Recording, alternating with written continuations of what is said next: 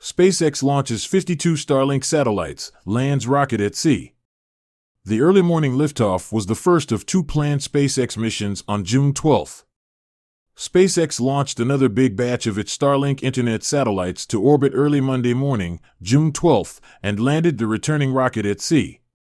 A Falcon 9 rocket topped with 52 Starlink spacecraft lifted off Monday at 3:10 a.m. Eastern Daylight Time, 7:10 GMT, from Cape Canaveral Space Force Station in Florida, and the first of two planned SpaceX launches for the day.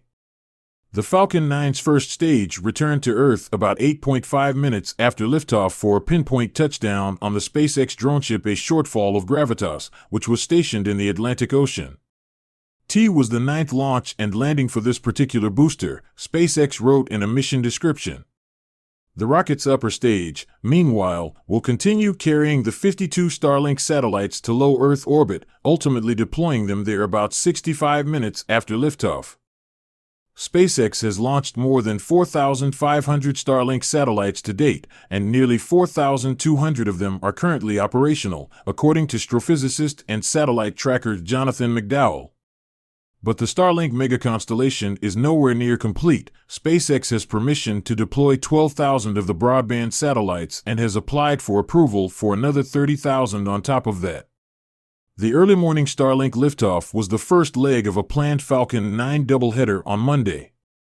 SpaceX also plans to launch the Transporter 8 rideshare mission at 5:19 p.m. Eastern Daylight Time, 21:19 GMT, from Vandenberg Space Force Base in California. Transporter 8 will send 72 satellites aloft for a variety of customers. You can watch the Transporter 8 launch here at space.com when the time comes. Article by Mike Wall. Michael Wall is a senior space writer with space.com and joined the team in 2010. He primarily covers exoplanets, spaceflight, and military space, but has been known to dabble in the space art beat.